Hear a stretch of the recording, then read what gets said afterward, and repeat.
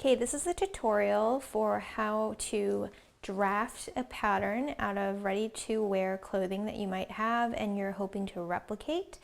We're basically going to be creating pattern pieces for each piece of this t-shirt. This is a Latched Mama nursing t-shirt. This is the Boyfriend 2.0 style that has already been altered, so the hemline in the back and in the front are the same length.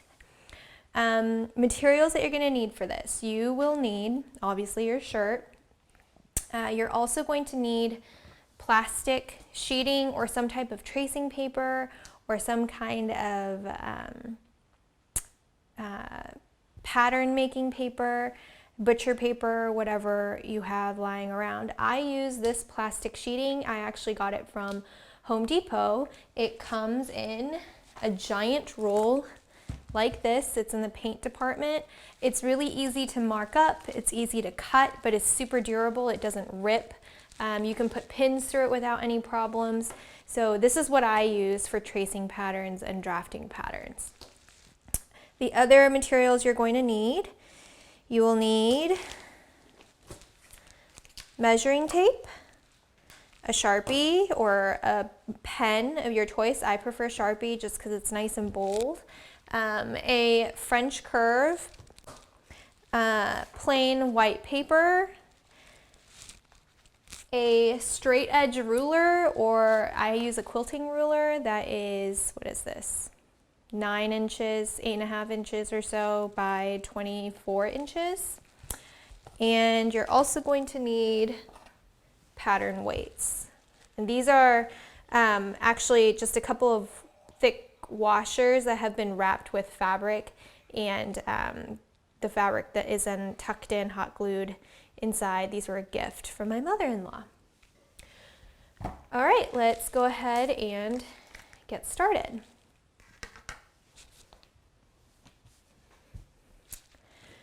Okay, so the first step is to inspect your garment. You need to be familiar with what it is that you're recreating. So you want to look closely at the aspects of the construction for the piece of article of clothing that you are trying to recreate. So this is a t-shirt. It is 2 layers in the front and a single layer in the back. I'm noticing that they used a cover stitch for the hemming. It's a V-neck. It's short sleeves, and if I look on the inside of the V-neck, I can see that they serged the neck binding to the bodice, and in the back they have covered that serge seam so that it's nice and pretty when you look at it on a hanger or if it's laying flat and folded. I don't know that I will bother to do that, but it's nice that they do that for retail. Looking at the back, it is just a single piece. It's not like there's 2 pieces that were pieced together. I'm going to flip it inside out and take a look at the seams on the inside. So immediately I can tell they used a serger or an overlocker to create all of the seams. This is the back inside, and this is the front inside. So the nursing layer, so the inside layer, this is the piece that lays against your skin, has this really big wide opening on the side for the nursing access. It is, that raw edge has been closed off with a double fold bias binder or binding. I also noticed that the front layer is 2 different lengths, so that front panel that covers the nursing access is shorter than the actual inner layer of the t-shirt.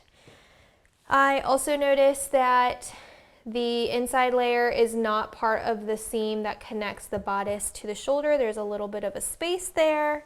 Hemming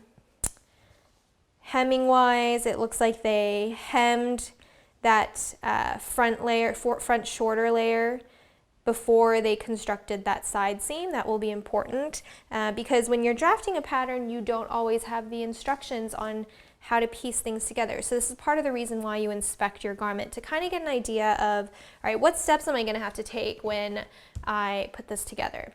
But before we can get to that, we need to create the pattern.